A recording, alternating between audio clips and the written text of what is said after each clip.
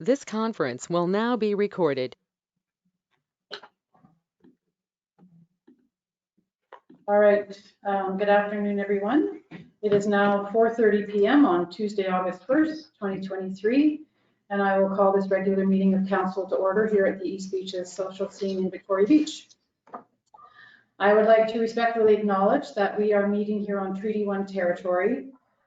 I've updated my comments in this regard. The traditional lands of the Anishinaabe, Cree, Oji-Cree, Dakota, Assiniboine, and Dene people, and the homeland of the Red River Métis. We respect the treaties that were made on these territories. We acknowledge the harms and mistakes of the past, and we dedicate ourselves to move forward in partnership with Indigenous and Métis communities in a spirit of reconciliation and collaboration. Introductions around the table and on the screen. On the screen, we have Councillor Axworthy. Mr. Jobling is waiting in the wings, so that's the other gentleman on the screen. And on my left, Long-term CEO. Penny McMorris, Mayor. Brian Randall, Councilman. Erwin County Councilor. Thank you, gentlemen. Councillor Chadsey may join the meeting virtually when another previous meeting is finished. So moving on to the agenda, be it resolved, the agenda be adopted as presented. May I have a mover? Graham, second, Erwin. Thank you. Any additions, gentlemen? All right, not hearing any. All those in favor? Carried. Thank you.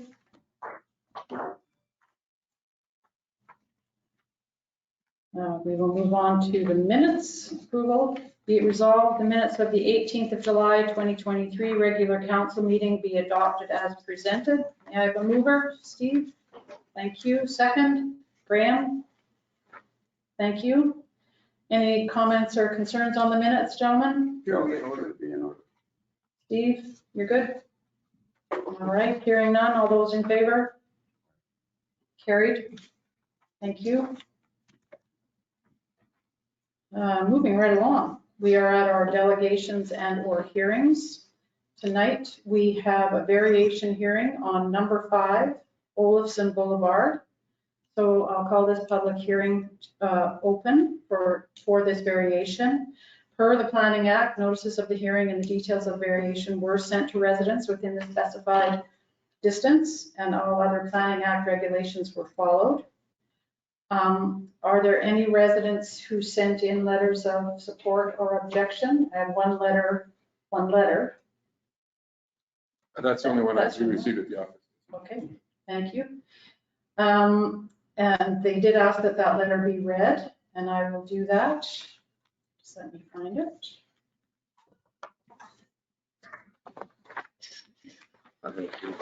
There it is. All right. Are you all right with me reading this? I'd like to start by saying I am not in opposition to the idea of dividing the current lot into 2 separate lots. To the contrary, I'm very much in support of that, as long as good practice is followed.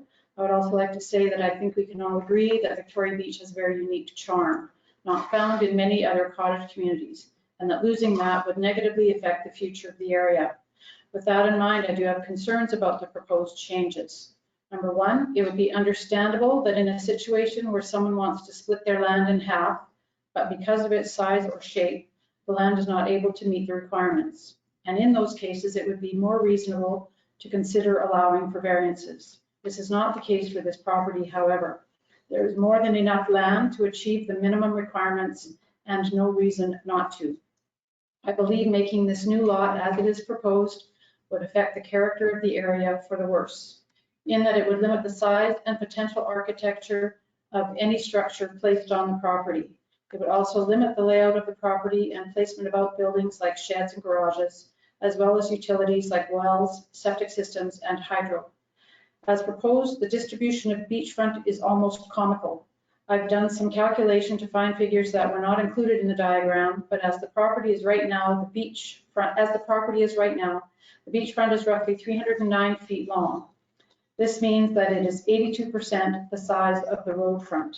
In the proposed lot 1, the beachfront is roughly 262 feet long, giving a ratio of 98%. compared to the road front, making the lot very close to square. We can also guess this based on the property line being 82 degrees to the road, very close to 90 degrees. Then we compare this to the proposed lot 2. The beachfront is around 47 feet long, which would make it 43% of the road front. This is a dramatic difference. Both proposed lots should receive roughly the same amount of beachfront by percentage compared to the road front. If this is not done, it will tank the property value of proposed lot 2 and the rest of the area. This effect will be compounded if more lot creations in the future follow this trend that will be set.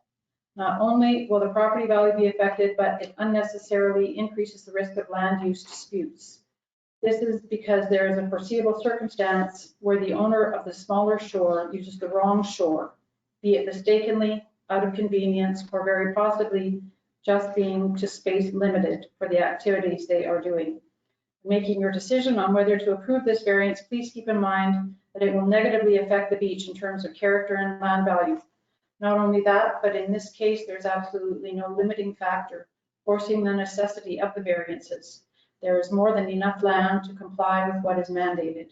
Please, on this occasion, deny the proposed variance and enforce that current land policies are enforced. Not only that, but please also consider in future proposals the distribution of beachfront.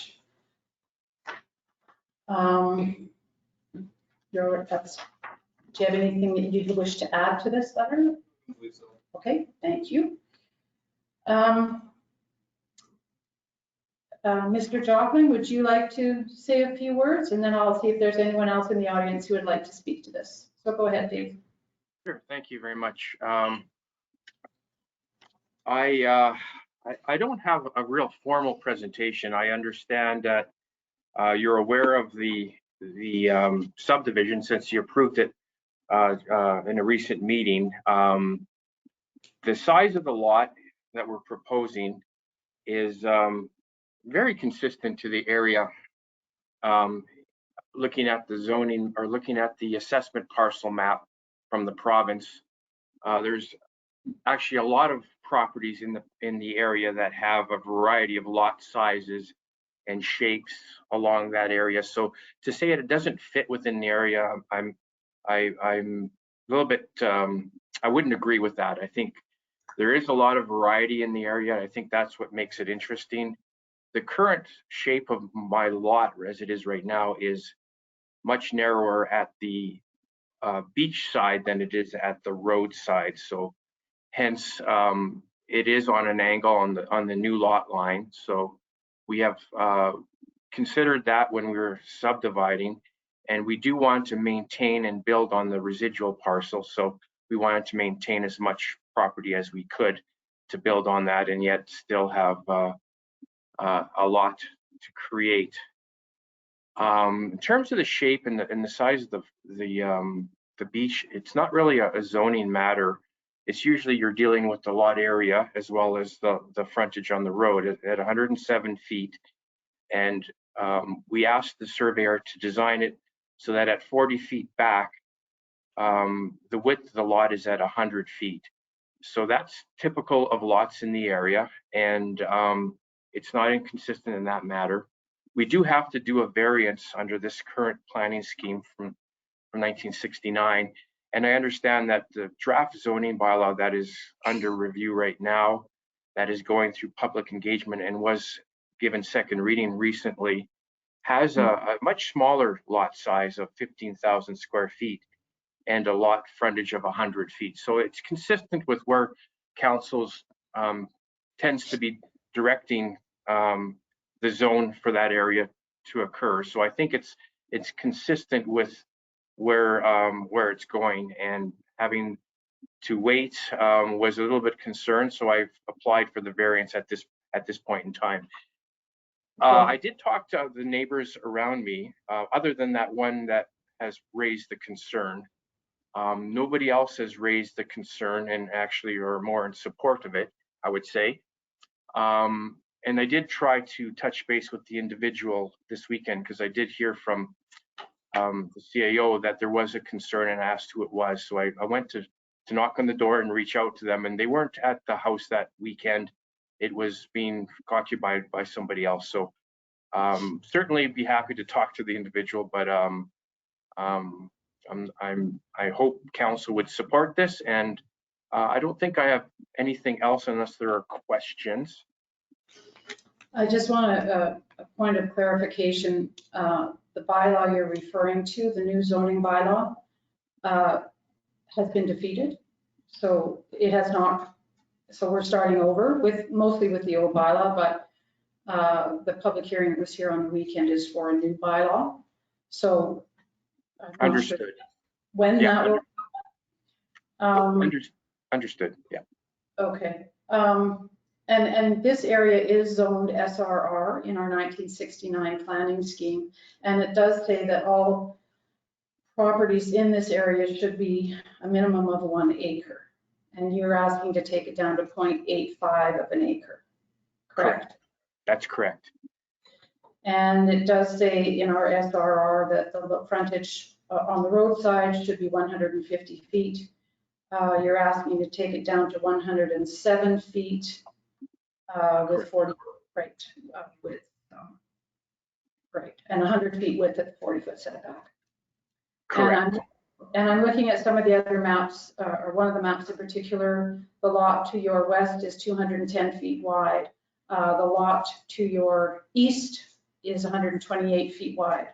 The lot on the other side of the 504 is 102 feet wide. The next one is 78 feet wide. So that references your comments about there are other lots in the area with smaller footprints.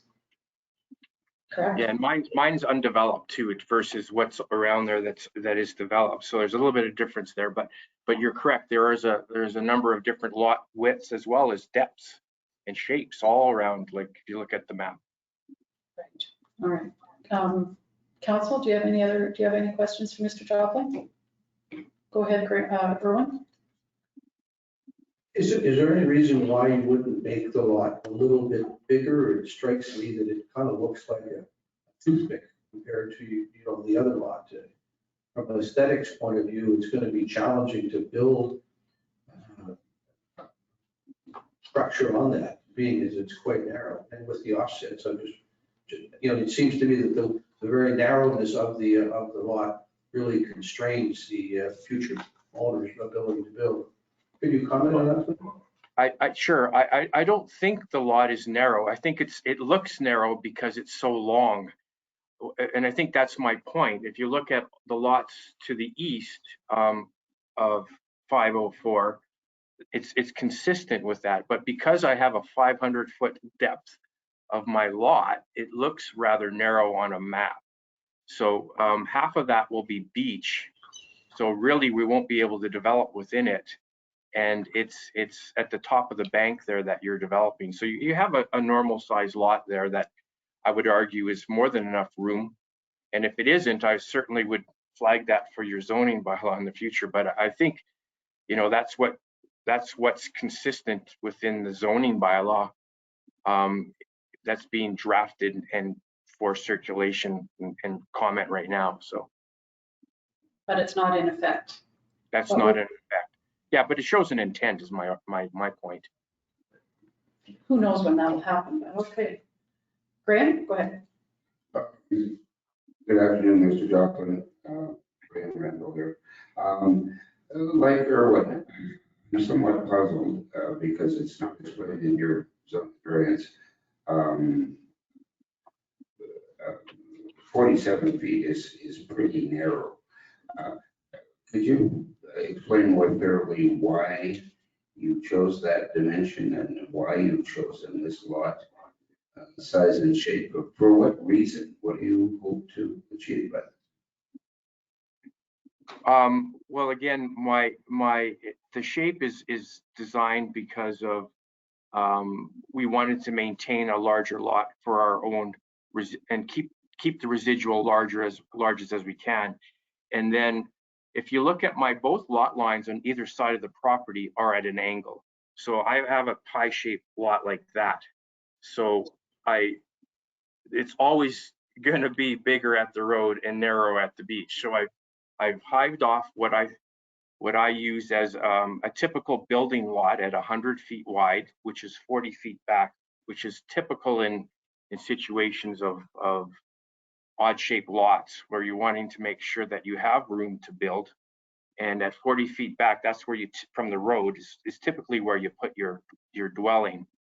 And in this case, it's certainly likely to occur because you can't put it on the beach and down the hill. So you have to be set back from that as well. So it's a reasonable width, and it turns out at that particular angle of the straight line of what was proposed, the new lot line in the middle, came out to 107 at the road, and hence the shape.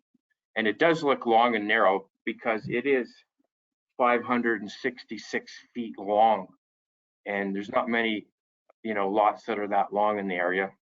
But it's just visually it looks larger, or long and narrow, I should say. Yeah, I can appreciate the 500-foot depth. Okay, just a supplementary question. Do you have any plans for lot 2 in the future? Yeah, we're hoping to use the money from the sale of the lot. We want to sell the proposed lot 2 and then use that to help build what we want to build on the residual lot. And this will definitely get us rolling and going on that. And we're very excited. We've owned this lot for a few years. We've been watching where the water flows, where everything kind of works, and what would be a nice location to build on it. So, all these sort of considerations are important when we're designing the site and what we'd like to build. Thank you. Thank you. Irwin? Yeah, it is a little deceiving, when I look at the numbers, my own lot over at Albert Beach is 78 feet wide at the roof, and 70 deep. So it would seem to me that even with the offsets that are going to be required to move back from the beach, you're going to have a reasonable amount of land on which to build a good sized camp. It's just, the diagram is kind of deceiving. So thank you for those comments. Thanks, Dave. Steve, do you have any comments? Not really. I'd be against it, except that, as the gentleman has pointed out here, and especially with some of these marks on here that shows the rest of the square footage. I mean, one of them 78 feet wide. Another one's 102. Another one's 110 and 128. So it's not without precedent. I suppose that the only thing in my mind is how those other lots got built. But I mean, that's neither here nor there. So just based on that, I don't really see a reason to say no. I'm not thrilled about it, but I mean, I don't see a reason why I would say no to this. Okay, I can tell you the lots on the east side of PR 504 are in the SR district. They are zoned to SR, which is SRR. There's one little section in Beladan that is SR, but where these properties are and further to the west, it's zoned to SRR. Those are supposed to be 1 acre lots. Well, and even with that, I mean, just based on this map, there's multiple lots in there which are not.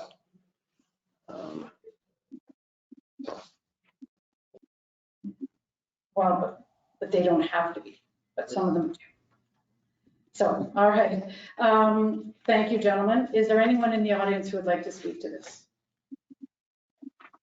One more thing, Dave, sorry. I noticed on one of the photos, it looks like your neighbor's, like you're on your neighbor's property. Your property looks like it goes across the neighbor's property closer to the road. Is that correct? My property goes across the neighbor's property. Well, from one of the maps I have. Yeah, you might. Yeah, you have to be careful. Sometimes the air photos don't line up with. That was me. Yeah, what's on the survey is been legally surveyed. So That's good. there is the neighbor's fence is on our property. Like there's a corner of the fence, but not the house. Okay, it didn't look like the house, but that's okay. It's been explained. Thank you, Dave. All right, anyone else in the audience have any comments? Any council have any further comments? I do have to say I'm more prone to keeping it at 1 acre. I'm not sure I can support it, but we'll see how it goes here. Here's the resolution. Is hearing nothing further from anyone else. Juan, do I close the hearing before I move on to the resolution? I believe I do. You can just say it's closed. All right. There's no more comments. I will close the variance hearing. Thank you very much. And I will read the resolution.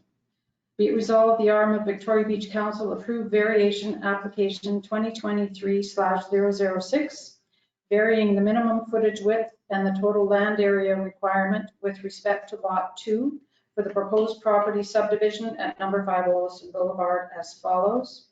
To vary the following: number 1, SRR zone, frontage width from 150 feet to 107 feet, 100-foot width at the 40-foot setback. And number 2, SRR zone land area from 1 acre or 43,560 square feet to 36,980 square feet or 0.85 of an acre. May I have a mover? Erwin, thank you. Steve, second. Thank you. Any further comments, gentlemen? All right. I will call for the vote. All those in favor? 2 opposed? Oh dear, 2. Motion is defeated.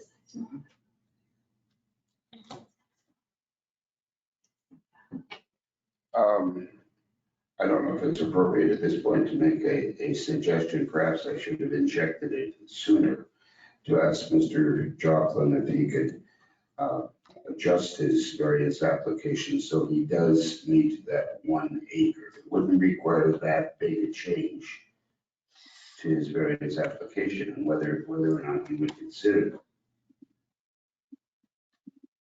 I don't know if we can go back to at this point now or not, Dave. Sorry, Steve, go ahead. Yeah, you're shaking. Any amendments to the square footage would then allow for a second go around for a variance, right? Because it'd be a new variance unless I'm mistaken. Dave, do you want to answer? You're shaking your head, and I know you're a planner. Yeah, no, this is the final decision by council, and you've approved the subdivision knowing the dimensions of the lot. So it's frustrating that there is this opinion that it's not supported. You supported the subdivision. This is a condition of the subdivision. Correct. And I understand, your concerns, but I'm not going to go forward with the subdivision if this is not supported. So my subdivision is denied, essentially.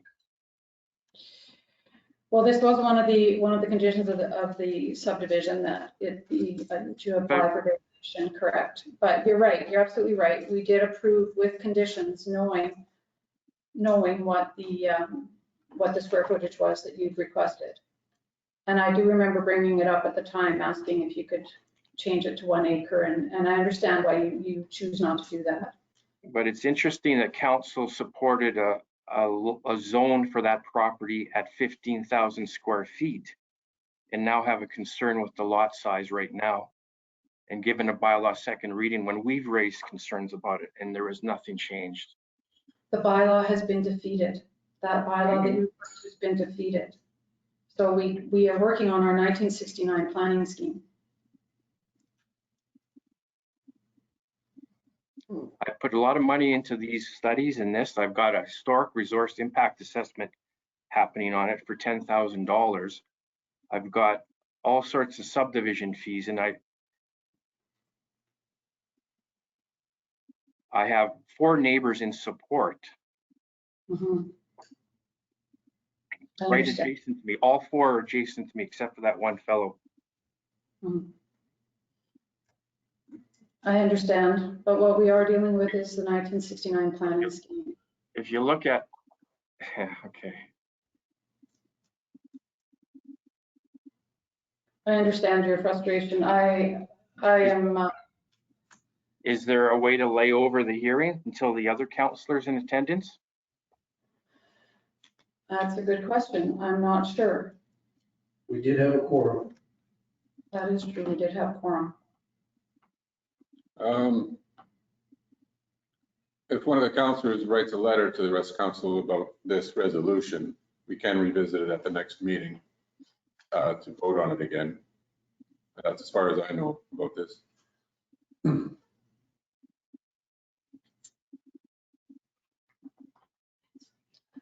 All right. If that, David, strikes me that, you know, if you could make a small change as Graham has requested to meet the minimum acreage, then very likely you could get support to go forward. The mathematics on the width are going to be fairly minimal to get from point A to up to 1 acre. So perhaps that might be a way to resolve the problem. Well, that's what I was hoping for.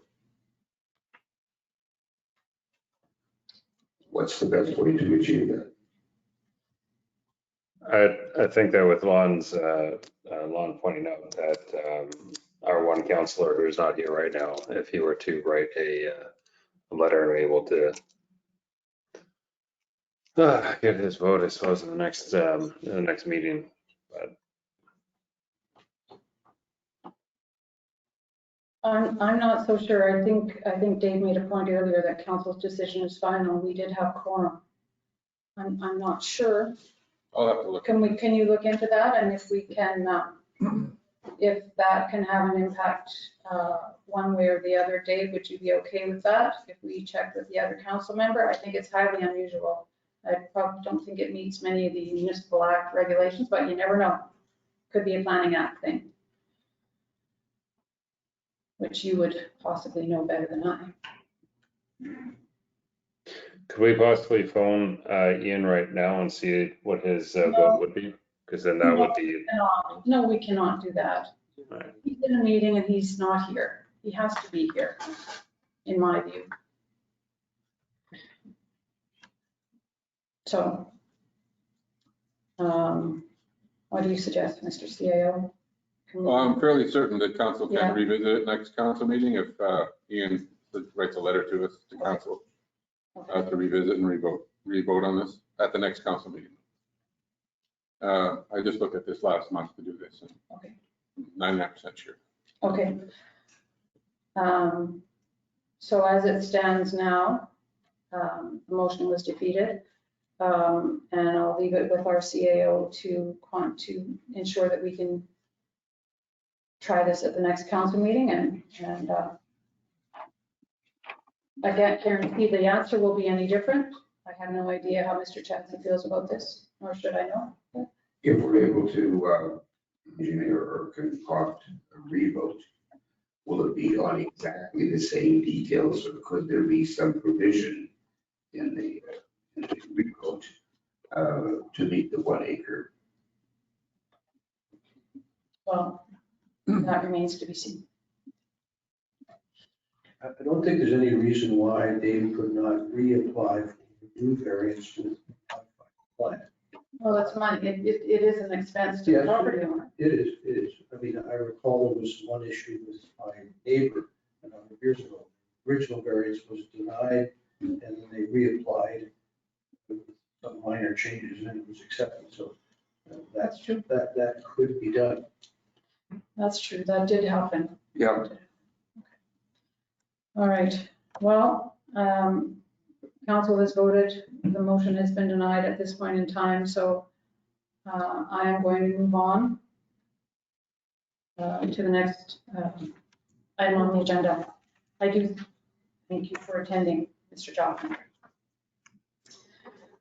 All right. Moving on to accounts and finances.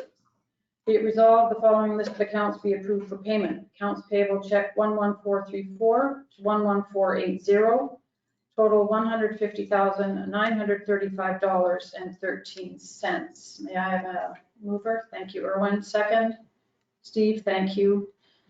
Are there any concerns with our accounts and finances? As former finance chair, I did review the accounts payable and they appear to be normal and there does not appear to be anything unusual in them. All right. Any other comments? I agree with Erwin. Everything appears to be in order. Anything further? All those in favor? Carried. Thank you.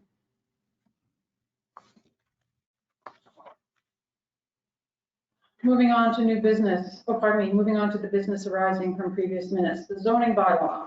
We just wanted to give residents an update on the July 29th open house hosted by Landmark Planning.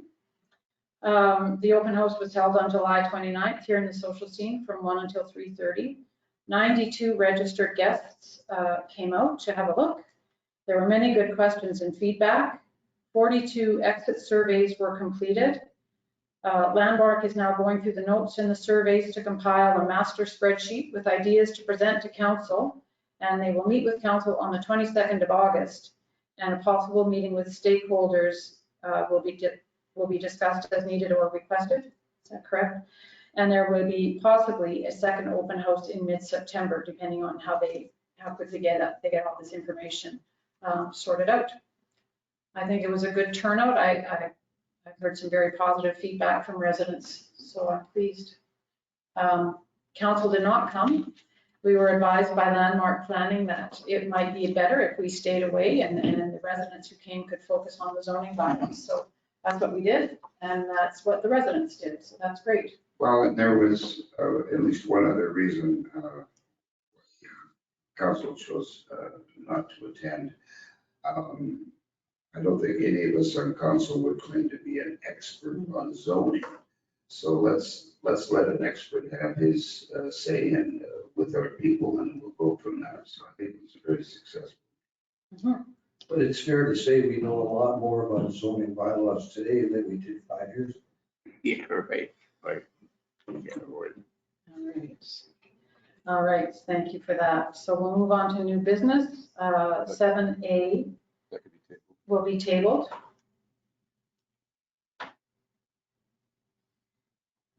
So we'll move on to the bakery air conditioning unit. Be it resolved to approve the expenditure of $9,400 plus applicable taxes on a new air conditioning unit for the bakery. May I have a mover? Graham, thank you. Second, Steve? Thank you.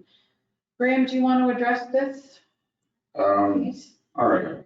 We've been having trouble with the air conditioning at the bakery for a number of years. The current configuration was kind of cobbled together with one previous unit.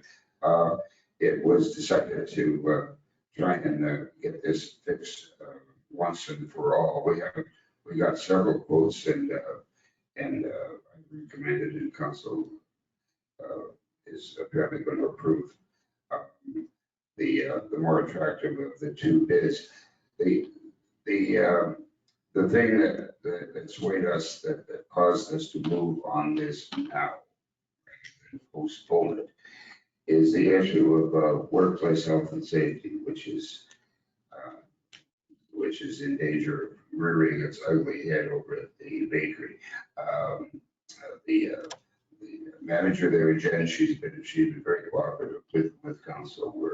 We're happy to support her, but there's more than just our support of Jen went into this decision. We have to do it. The air conditioning unit is part of the services, the equipment that are part and parcel of the lease that we've signed. So hopefully this will fix it once and for all. All right. Any other comments? Go ahead, Aaron. I'm curious about what our obligations are under the lease. You know, in my experience over 40 years of business, I've rented a lot of spaces. If we wanted to improve the air quality, that became my expense as the tenant. But what is our obligations under the lease? If it's clearly there, why? No, that's the lease agreement that we just signed with them last year. It clearly specifies that we're responsible for the HVAC system. So the AC and the HVAC means air conditioning. Yes, it's been provided for in the lease for a number of years, and that includes the ventilation and all kinds of things in addition to the air conditioning. So there's no way out of that at this stage. Well, to what standard are we required to provide air conditioning? Well, to a standard of a tolerable environment or climate in the bakery for people to work. I mean, it is our building, right? Yep. All right, any other? We all know that the bakery is very important to us. You know, given the explanation just received, I can support the issue. All right. Any other comments? All right, hearing none, all those in favor? Carried, thank you. All right, moving on to accessory building construction prior to or during a main dwelling build. I asked our CAO to draw up a resolution. I do. The resolution reads, be it resolved to approve the following conditions. The construction of an accessory building prior to the main dwelling to be built at 12 Stuckey Drive in Sandy Bay, Manitoba. Lot 7, Block 1, Plan 39582. Condition, there is a 1-year time limit subject to a possible extension for a 2nd year after a building review by the building inspector. May I have a mover? Graham, thank you. Second, Steve? Thank you. I don't have any issues with what the residents are asking. I just wanted to have something in writing so that our building inspector and or council or our CAO could say, you know, you've had this for a year. We don't want you just to live in a 192 square foot building or whatever. We want to make sure that the main construction is ongoing, and it may take more than 1 or 2 years, certainly, but it's just something to have in writing for council decision. Right, and our building inspector has communicated with council on this, and he seems to be satisfied with it, and he has the situation under control, so I can support this. Erwin? I read all the emails back and forth, and I still do not have a clear understanding as to whether or not these people want to live in Bunkie. Because if they do, that's contrary to our existing rules. One of the last emails they sent said they would be staying with family, that the structure would be used for storage and for the workmen to. Okay, just wanted to confirm. I did read that section. Yeah. It seemed reasonable, but I think we have to make it clear that is a temporary accessory building used for storage, not for occupancy. Did you want to add to the resolution then, or are you fine with? I think we have, for the record, we have an understanding and there's been a discussion. And I don't think we need to amend the resolution. Steve, do you have any comments? Oh, there's Ian. Hello, Ian. Hi, sorry I'm late. I just got out of my other meeting, so. Okay. All right. Any further discussion on this resolution? All right, hearing none, all those in favor? Carried. Thank you. Moving on to a discussion about the VB parking lot and EV. Pardon me, the swing gates. I missed that. I missed that completely. My apologies. I missed 7C, swing gates and improvements to the pit road allowance path north of Safi Road. So that is more discussion item again as well. I know that there are swing gates up at Denisett, Gerard, and Leo Blade.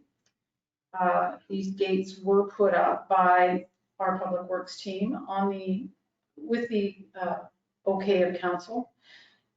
The point being, they were put there to mitigate ATV use on the beach. I know we've had some concerns from residents that they can't get their larger beach toys through, and I appreciate that. But we did have an incident early in the summer, 2 incidences. One, someone drove down the pit road access, pulled onto the beach, put up a tent, parked the car, had a bonfire until the police showed up. And the second incident was rather scary. Erwin witnessed it. It was 2 ATVs who got down pit road access and were having fun on the beach, putting many people in danger. So we're recommending that swing gates go in there. We do have another set available. And then Public Works would also improve the trail down pit road access, so that we can put mobility mats down there to complement our accessible washroom and our whole accessibility project there. So.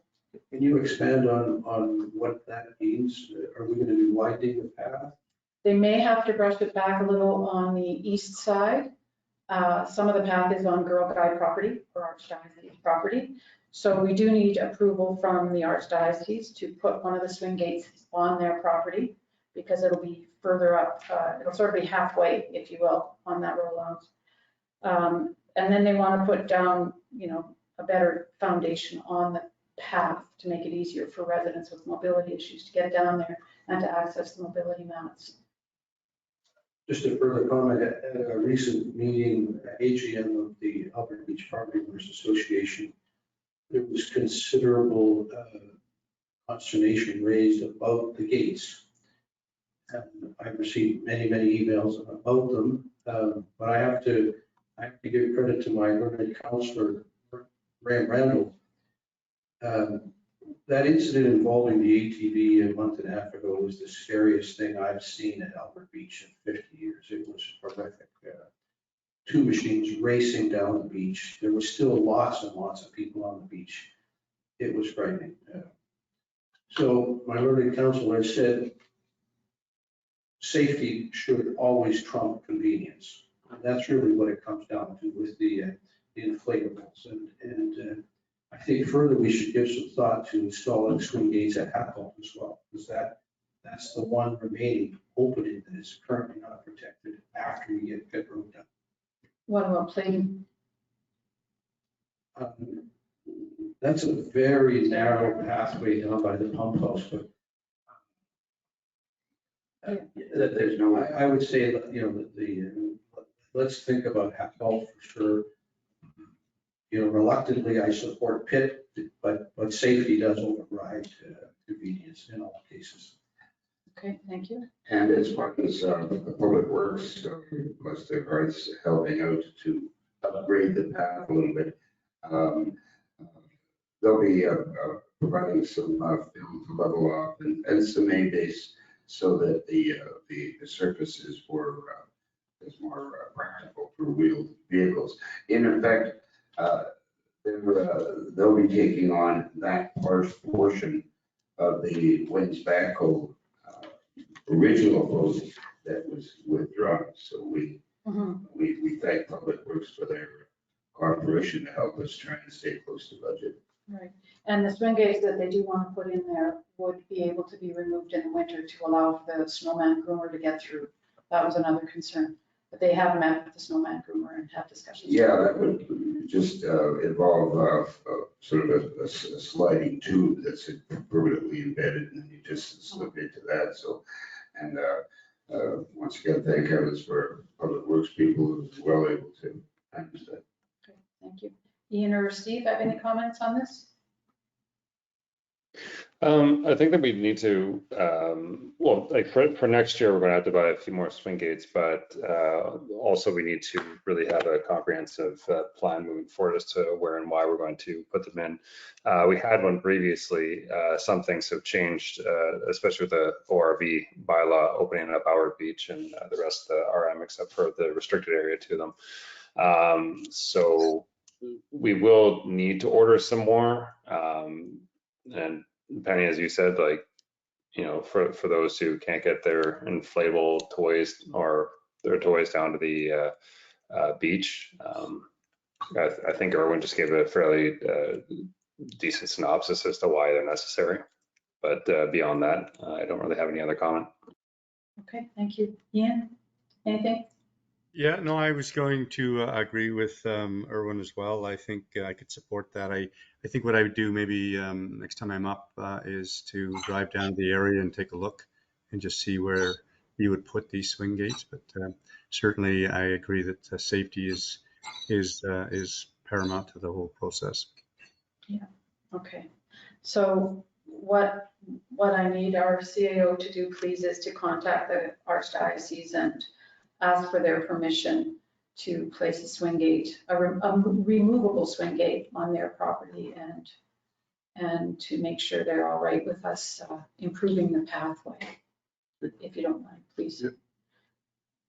Thank you very much. And all right, anything else on this topic? All right, now we move on to the VB parking lot EV charging stations. Can I interject just You one certainly second? may. Just because it involves today's meeting. Yeah. You were talking about this before. So in the Municipal Act, Section 139.1, council reconsidering decision. It reads, the council may not reconsider or reverse a decision within 1 year after it is made unless A, at the same meeting at which the decision is made, all the members who voted are present. Okay. So you're all here, so that fits. Or B, somebody writes a letter, one of the members writes a letter to council, the next council meeting. If Okay. you wish to reconsider the variation application, vote today, you may do so if you wish. Ian wasn't here. Yeah, I know, but all who voted But are who here. voted are here. That's the point. Just want to make sure we're on board with that. I would suggest that you make another, if you do want to think about this, or somebody move a resolution, so be resolved to reconsider the vote on today's variation application. If somebody wants to move and second that, you vote on that, and then if it passes, then you go back and just reread the resolution and vote on it. I'd like to move that. Second, Steve, thank you. Any further discussion? Ian, you should be aware, it was a 2-2 vote on the variance application, which means the application is defeated. Understandably, the gentleman, the property owner was not pleased. So we don't know what would have happened had you been here. So in order for you to have a say in it, with this resolution, we can bring it forward again at the next council meeting. You can bring it forward. That sounds We fair. can forward today. Well, the motion is for today's meeting. It's for today's This is all meeting. for today's meeting. You can reverse it today if you wish. Just so I understand, we're That's it. talking about the property, the variance. That's the one on the overlooking Elk Island? Correct, number 5, Olufsen. Okay, sorry, and I guess there was a delegation suggesting that, that we should reverse that? That's the part I missed? Ian, for your benefit, the main concern was that that particular zoning category requires a minimum size of 1 acre. And there was a request to allow a variance, I think, down to 0.82 acres. 85. 0.85. So there was some concern by certain councillors that allowing that slightly smaller size might not be acceptable, but I'm in favor of the variance. The property in question is under our 1969 planning scheme is currently zoned SRR. And all the properties in that area are supposed to be 1 acre, a minimum of 1 acre. The property we're looking at in total is 3.19 acres. They would like to divide the one lot on the west to 0.85 of an acre, leaving them with 2 point something of an acre. And they would like to sell the second smaller lot.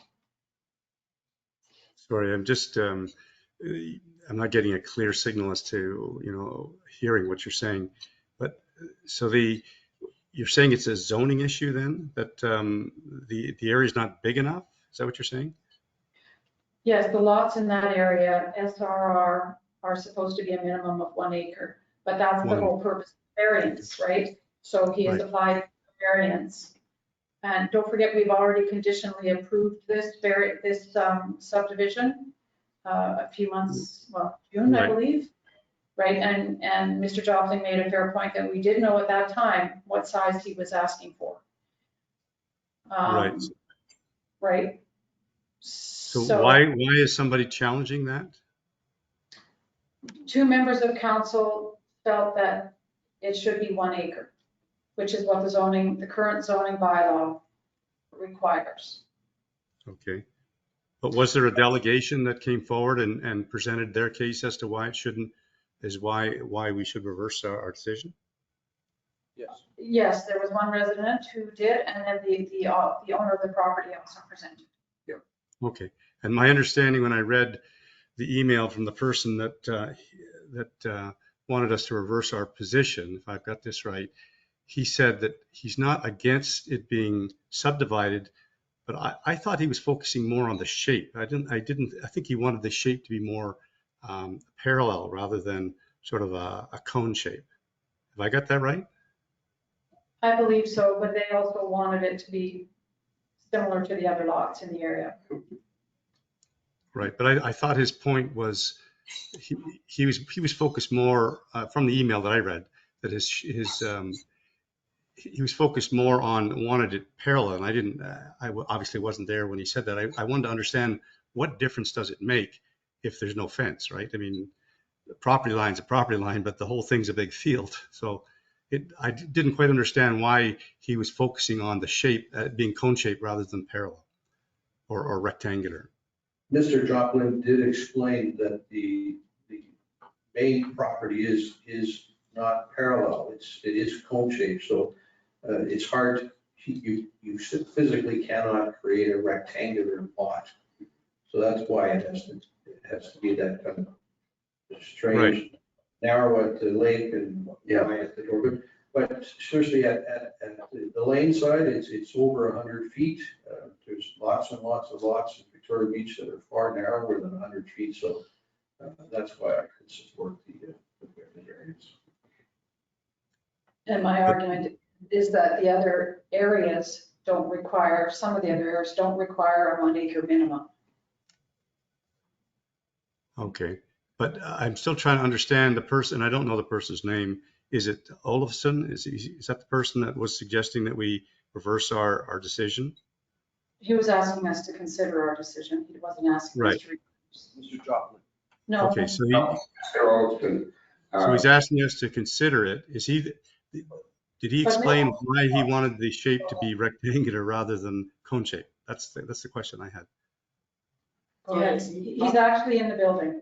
Okay. It has nothing or little to do with the actual shape. It's really obvious that you're not going to get a rectangle. So that's like, never once did I use the word parallel lines. It's about the ratio of beachfront was the argument I was trying to make. One lot was almost rectangular. It had like a 92% beachfront compared to road front, whereas the other one had like a 47% compared to its road front, which is just crazy. And then that's not even actually my primary argument. The primary argument was that there's no reason not to meet the minimum standard. So we should meet the minimum standard. Did you hear all that, Ian? Yes, I did. Yeah, I appreciate that. Thank you very much. So, so we have, This is a vote to reconsider. okay, so what we're talking about now is a vote to reconsider our decision. Vote on it. And we need to vote on that resolution. Yep. So if we vote to reconsider,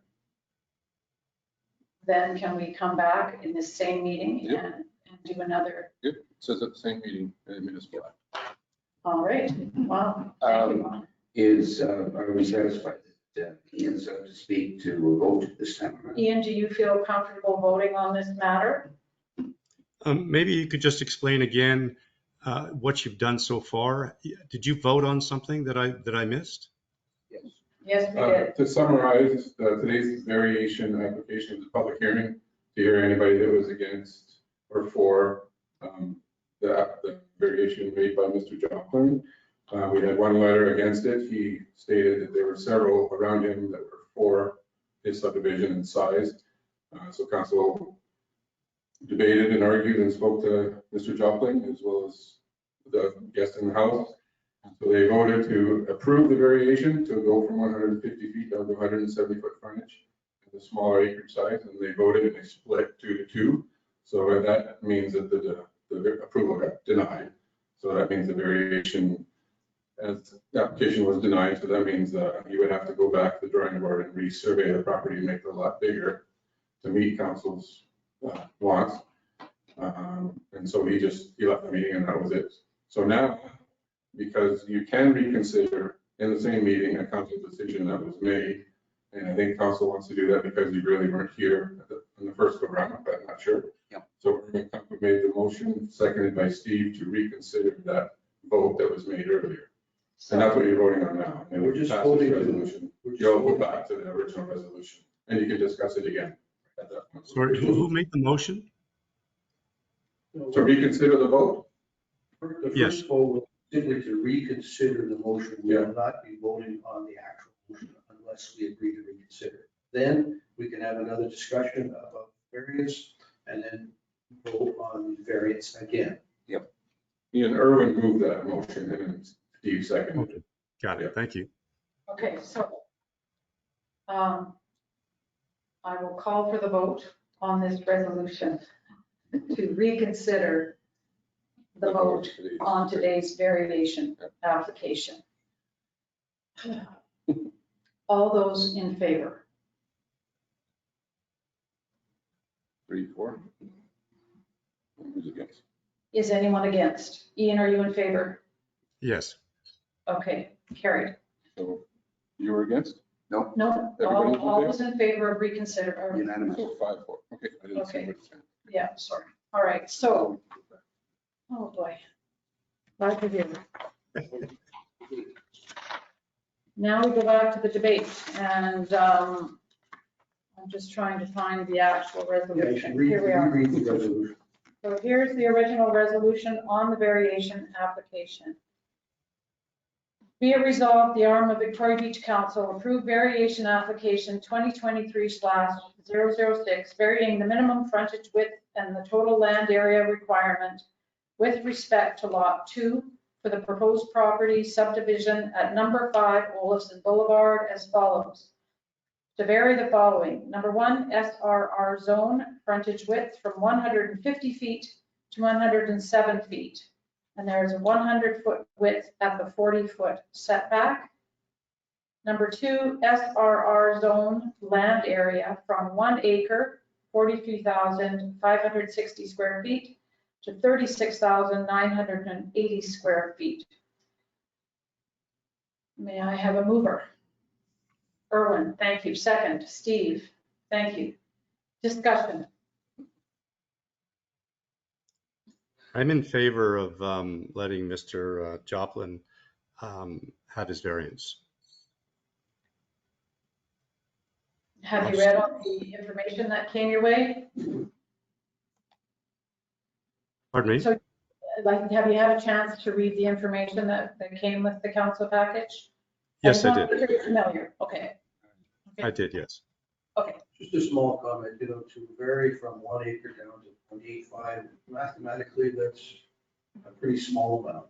We would, in other areas of our building code, we do allow our building inspector, I think, a 10 or 15% variation, and that from 1 acre to 0.85 is 0.15%. So it's not inconsistent. It's not like he's not asking to go down to half an acre or some significantly smaller.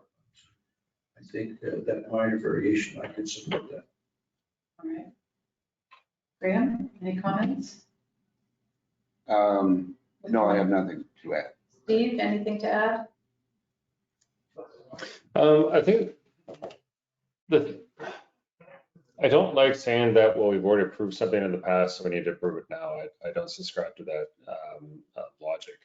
I think I'll just say what I said when we originally approved sort of the plan, which is that this right now is a totally barren lot. And so it's not apples to apples with other developments that I've been completely against. So in this situation, as Erwin pointed out, it's within a sort of 15% margin that we usually sort of play with. But just in terms of reforestation, the owner and his wife have already said that they are looking to do quite a bit of landscaping there to start putting in trees, start to bring back nature to it. So they really care about the aesthetics of the area. So I hear what the complainant has sort of put forward, but I'm not sure it's as warranted as what maybe in other situations. And again, as I said, this is already a vacant lot. So what would be being put in presumably is going to allow for sort of the revitalization of that area. So that's really the reason I'm in favor of this. Okay, anything further from you, Ian? Not really. I just, we had a process in place. I think we approved this in the past. I just want to stay with it. Okay.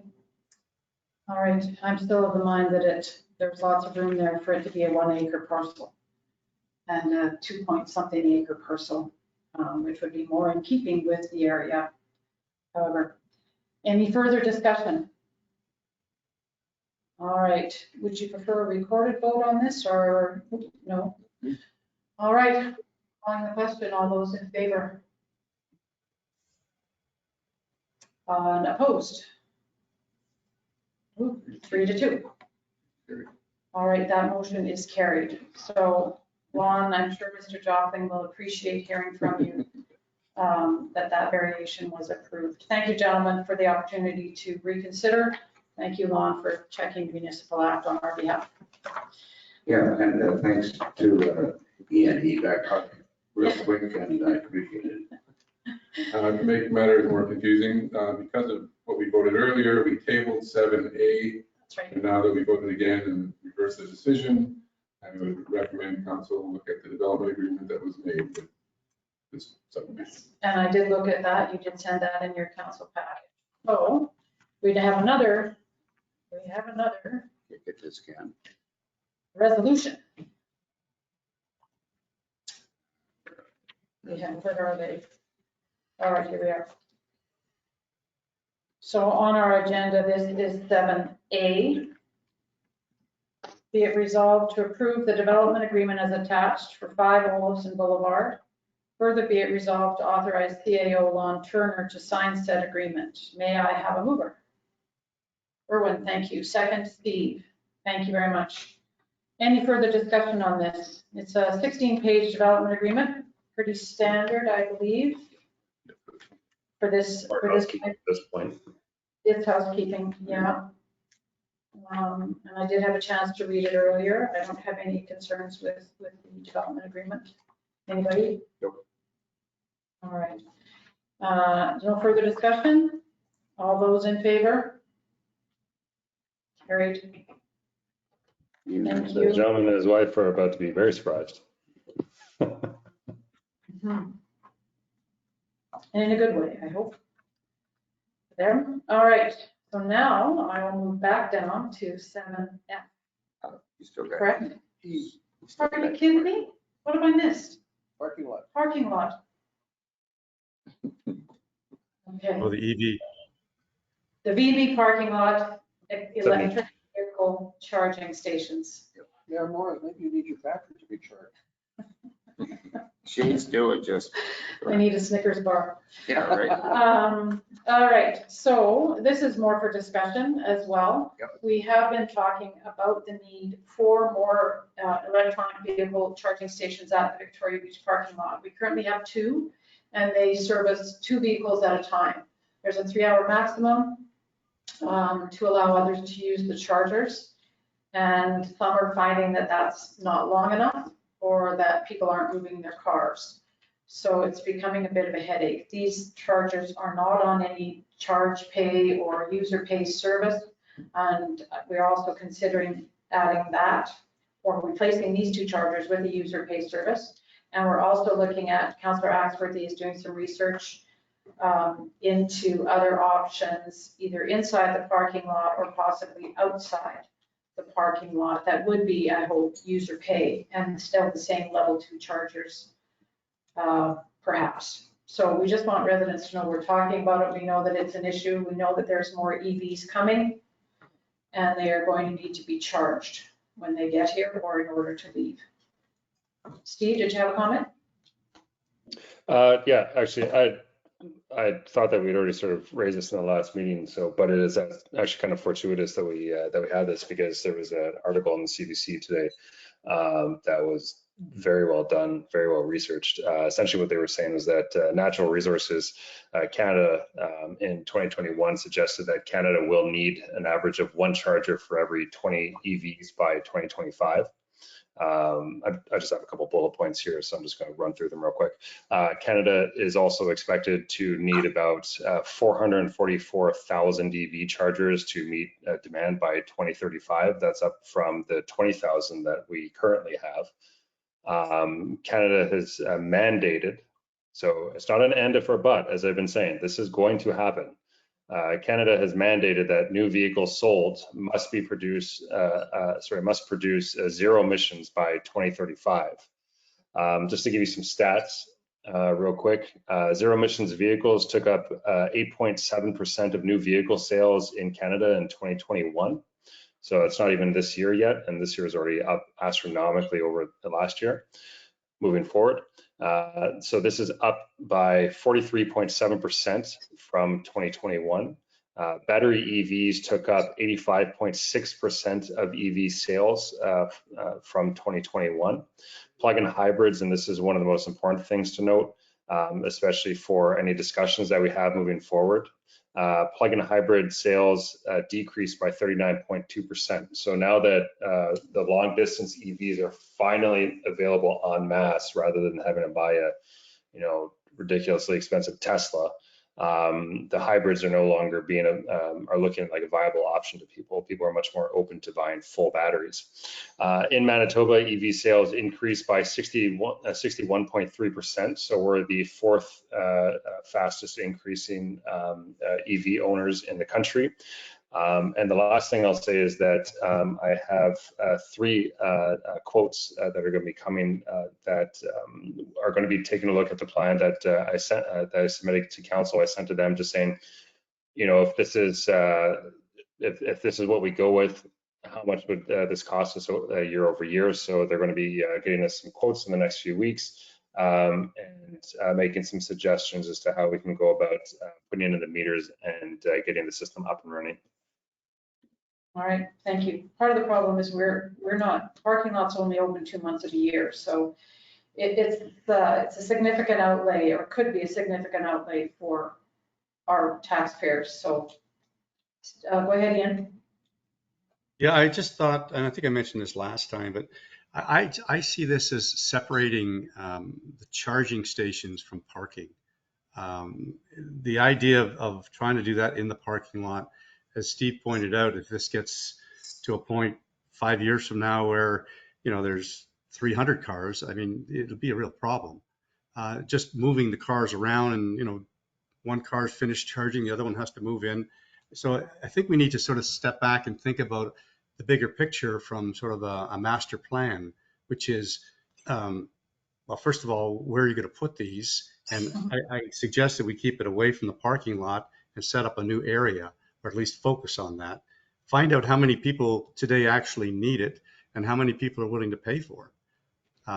Some of the stats that you mentioned, there was an article in the Globe and Mail last week that was talking about, they said 10% of in the US market, 10% of the population has EV cars, and the number is going to go up. But they also said it's amazing the amount of EV cars that are in the I guess in the lots, because people aren't buying them because of the same problems that you have, Steve, that there's just not enough infrastructure out there, especially in a place like Manitoba where, if you're in the city, there's no problem. But if you live outside of the city, there's a problem in charging cars. You have to always think about the distances you're traveling and when you're going to have an opportunity to charge the car.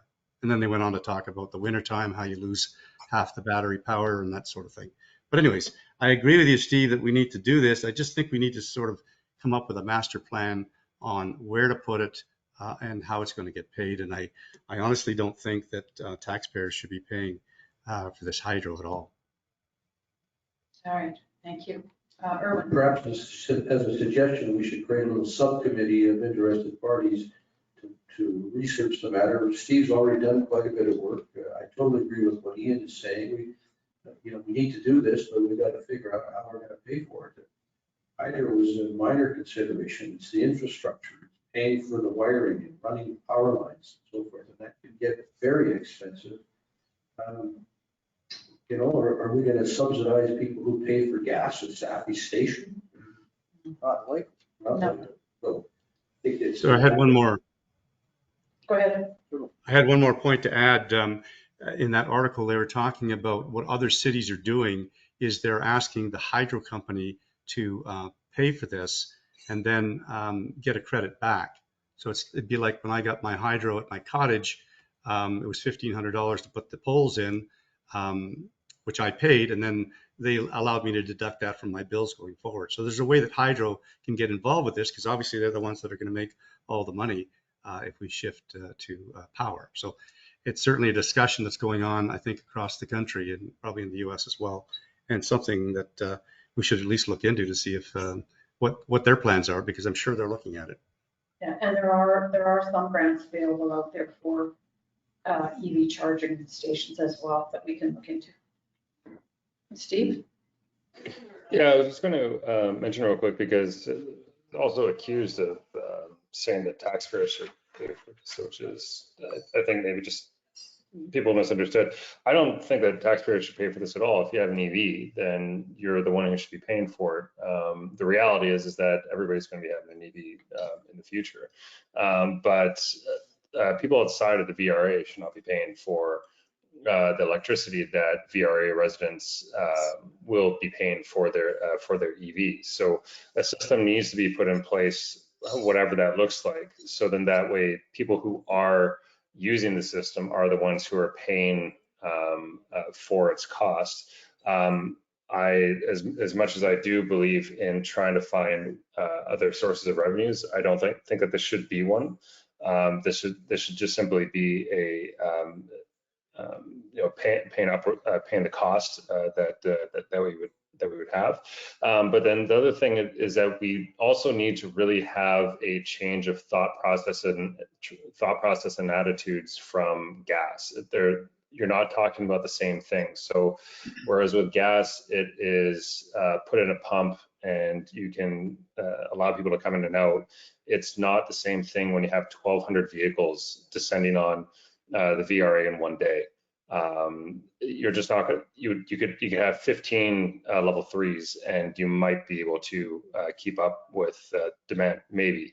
That would be an astronomical expense. So that's not something that would be reasonable for us.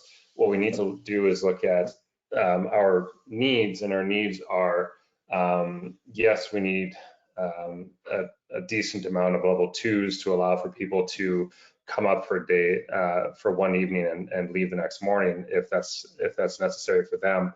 But by and large, just having external outlets is really all we need for the vast majority, because most people stay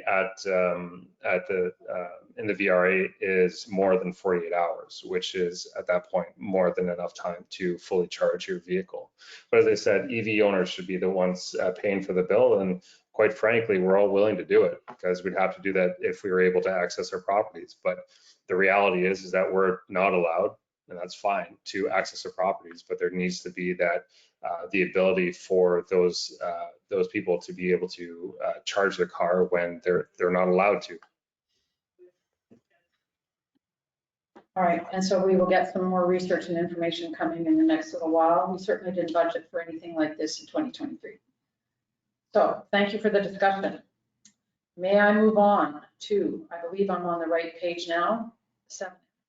The beach. Well, I think you missed something else there, Penny. Stop it. No, I think I'm on track now, Steve, but thank you for that. We're on 7F. We're on to 7F, Beach Crescent, the drainage review report that was provided. Graham, I think between you and Lon, perhaps. Yeah, I could speak briefly to that. This goes back to a meeting that Erwin and I had with a number of concerned residents last summer. It led to a contract to a consultant to advise us on the drainage in and around Beach Crescent and Scott. They've supplied their report to us now. It's a detailed report. Lon, I think we have an obligation to put SBC's report up on our website for those who may be interested in it. It potentially affects quite a few residents. What it comes down to is the amount of work that they have recommended to begin to address this problem. And it's a problem of basements and crawl spaces flooding in areas that never used to be affected when we were on the post and pad foundations. our building code now requires a permanent foundation, so you're gonna have at least a crawl space under your building. And these are accumulating water. This goes back many, many years when there was really no plan, no foresight for this type of drainage requirement. So it's come back to bite us in the you know what. And we're obliged to deal with it for the benefit of our taxpayers. Lon, you've laid out rather clearly what needs to happen for the ditch clearing, the ditch regrading, and the installation of swales. There'll be, we anticipate that our Public Works Department will be quite heavily involved. They may choose to farm some of this out or not. But first of all, as Lon has pointed out to us, we need to apply for some permits. So I've suggested in an email to council that I believe we need to proceed with this. And I'd like to ask that Lon make application with the units that he's laid out. We'll need comprehensive drainage and water rights license prior to doing any work involving culverts and digging ditches deeper. That's what it comes down to. Culverts, digging ditches deeper. But we should have the necessary permits, and it might take us a number of years to resolve this, but we've got to start someplace. And the conversation and the cooperation of our Public Works Department is already in place. That's coming along. They have a copy of this report, and they've got a good idea of what needs to be done. So let's get the permits so that we can start this and deal with it as we can afford it, moving along basis. I know that I know that Public Works has started doing some cleaning of those ditches. They've been mowing them and. Yeah, their cooperation with us on this from day one has been excellent. Erwin, you're looking perplexed. I struggle a little bit with this. You know, when the original development was approved by council 20 or 30 years ago, there was no requirement for a drainage plan. Now, because of the change in the building code, it's impacting on some recent builds. Should the rest of the municipality be paying for some drainage improvements that benefit only the people in that area? Would it not be appropriate to do some sort of local improvement financing? I struggle with this. It's, I suppose we're responsible for the sins of the past, or the errors or omissions of the past. But back then, there were no regulations requiring drainage, as is now. The plans don't change for drainage, but the building code has created the need for drainage. All right, thank you. Steve, or Ian, pardon me, go ahead. A couple questions. Do we know how many new builds are affected by this? Because I think I've driven through the area and I've seen at least 3 houses being built, but I don't know how many there are that actually have crawl spaces now versus being on the blocks, being built on blocks. And how many empty lots are in the area that would be affected going forward? So just to get a sense of numbers. I think there's 2 or 3 new builds, but there are some other properties that are being affected by the lack of drainage. I think also, Ian, you can't build on post and pad anymore. You may not have to dig a foundation and have a basement, but you can't build on post and pad for new construction anymore for cottage. So that, in my very limited knowledge, means that the ground and the groundwater is being displaced by buildings, and that water does have to go somewhere. Yeah, no, I appreciate that. And I'm just curious to, adding to Erwin's point that, has anybody talked about how much this costs? I know we're talking about culverts, we're talking about digging the ditches deeper. The report also talked about using the engineer to oversee the work. regrading the roads. I mean, so there's a number of things in that report, and I was just wondering, did anybody put any numbers to those suggestions? As far as So that I we know, know what the budget is. Yeah, not at this time. And that was the only thing I was thinking, was that maybe if we had a sense of what the cost is versus how many homes it affects, right? If it affects 4 homes, then it's different than if it affects 20 homes, that's all. So just trying to get a sense of the overall picture. I agree with you, Ian, and I think the next logical step would be to find a scope of work and get some preliminary estimates. I'm not talking about quotations from contractors, but some preliminary estimates, and the engineer should be able to help us with that. Because I think that the Public Works, if they have the time, they can easily work on the ditches, because my understanding is they do that in other areas. So whether they have to rent equipment. Yeah. Sorry, Ian, please continue. No, I was just going to say that I understand that they do this in other areas, so I don't know if they have to rent the equipment to, dig out those ditches and move some of that material.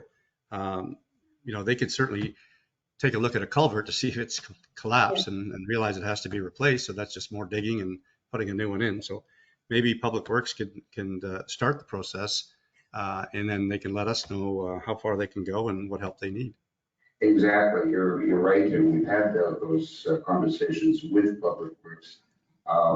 One of the things that would limit how far Public Works could go is the kind of machinery they have at their disposal. So that's a factor as well, and we're considering that. But it's just important, if you rent equipment, to sort of set aside a program where you're going to focus, 1 week or 2 weeks, and use the equipment to get the job done, rather than, be distracted with all the other things that the Public Works does and have the machine sitting there idly. That's all. And there are other areas. This was specific to Beach Crescent, but you're right, Ian, there are other areas that Public Works has identified in a document that do need ditching, but we do need either a contractor to come in, or we need to borrow the equipment, or lease the equipment, or rent the equipment. And sometimes it's just better to have a big contractor do it, but it's getting those prices, right? It's knowing what it's. Absolutely. And Just it's get not- kind of what the budget is, so we know what we're going to get. And it's not a 1-year project, right? Exactly. A multi. yeah, and it extends far beyond Beach Crescent, and it's going to be a growing concern, because any future areas of development are likely to be more prone to water problems than the existing. Yeah. This problem will spawn into much broader areas of concern, because the lack of drainage in areas like Albert Beach, other parts of Montesine, we start to, I think the comments that Ian made, that we really need to develop almost like a 10-year plan to nibble off a little bit of work every year. All right, good discussion. Thank you very much. Moving on to correspondence, information, and announcements. The Connect communication system. If any of you got our emails, phone calls, and texts about the tornado warning, tornado watch last week, you didn't get one, you got a few. Yeah. So we know it works. But Lon, you wanted to say a few things about it? No, I was just going to bring everybody's attention that the way the weather alerts work, if there's a warning issue, a weather warning, like a tornado warning, the message goes automatically through the Connect system and out to people via voicemail and email. Last week, there was only a tornado watch in Victoria Beach initially, but one of the councilors brought it to my attention that we should get that out. And so I was able to log into Connect and then send up the tornado watch initially. But then I think 10 minutes later, you got another phone call because it had the weather channel escalated to a tornado warning. I just want to let everybody know that. So, in case you're worried, it'll go through immediately. You were able to issue that Connect message by remote control, or did you have to type it? So, everything. Yeah, it's pretty easy. Yeah, pretty quick. I got a message on my phone, but I didn't get it on email, and I didn't get a text. Is there a way I can go in and check what my connection is? to verify whether it is accurate or not? Yeah, you can select how you receive information. The warning though, I think it just automatically goes to voicemail. To double check on that. Well, if you have any concerns about whether you're properly connected to Connect, you can always go in and can you not just go in and redo the application? And the suggestion's been made on a number of times, and I know Steve feels strongly about this, about getting a student to help sort out the disconnected connects. Why don't we just do that? Well, they are password protected. You put it in with your own password. Yeah. So, but, yeah. So how do I go in and check my Connect? Try going in when your granddaughters aren't on your computer. And hope that you haven't forgotten your password. I'm a computer dinosaur, so maybe Graham's can help. Both. Or you call the office and let us know, we can log in and see how you're set up. And I think we can change some of the stuff. You know how it's set up. I was gonna say, that's what I did on Thursday. That's on the change me instantly. All right, so one of our residents has said you can call in the office and they are very helpful. Anything else on Connect? Ian, go ahead. No, I just had a separate email I thought I should bring up, but I don't know if this is the right time for that.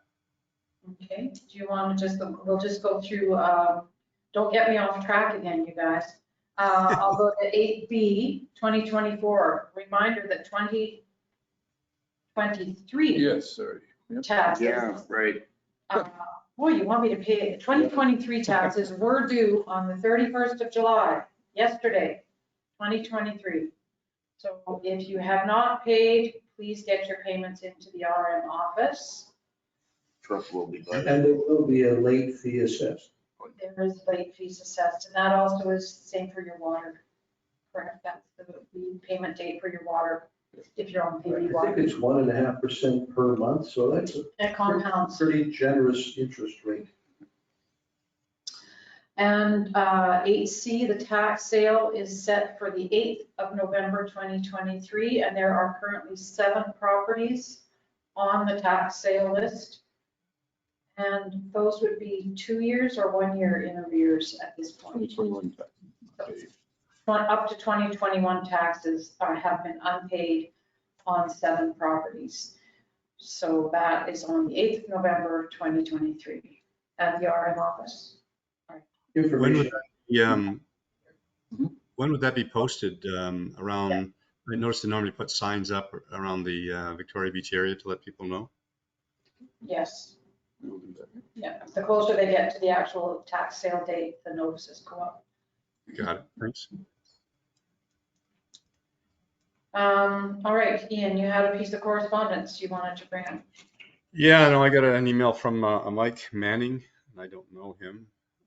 72 years old, been in Victoria Beach for 29 years. He was driving over the causeway. He was stopped by the police. He asked politely what he was stopped for, and says here, politely asked why he pulled me over, to which the police officer responded that they're checking for registration and driver's licenses, which he provided. And then they wrote the names down in the binder. So I was just curious why something like that would happen. I've never experienced that in my life. So I didn't know the police stopped just to sort of check that sort of information. I think they do from time to time, but that is more of a police question or a police board question. That's right. And, Should go to the police board. well, and we know from the police reports that doing these routine checkups has picked off quite a number of outstanding warrants and expired license and vehicle not restrained. We, if the police choose to do random checks from time to time, that's none of our damn business. But even if it was, it's shown some pretty good results. I would refer them to the police board.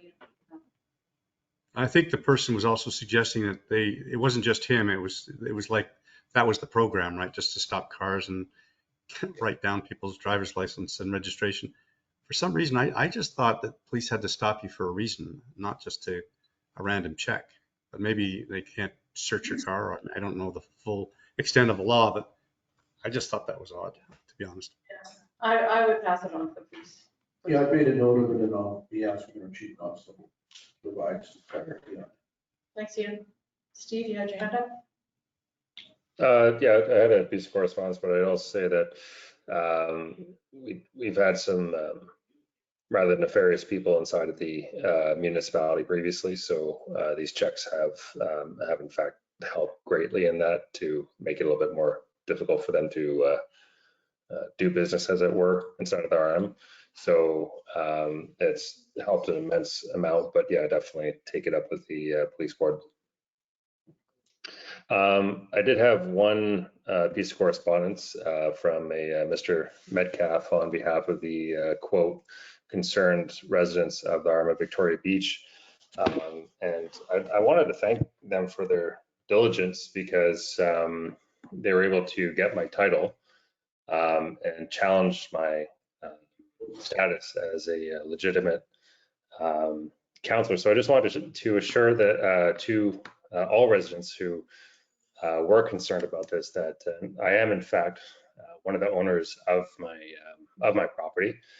In fact, if you want to find my title, which apparently is now public information, you'll notice that on 3 different sections, 1, 3, and 9 specifically, that my name is there on my title. Apparently the legal counsel that they said that they had hired had failed to find this information. I'd also like to note that 2 separate election officials have confirmed that I am able to be a counselor, as well as our office staff, because they have to check.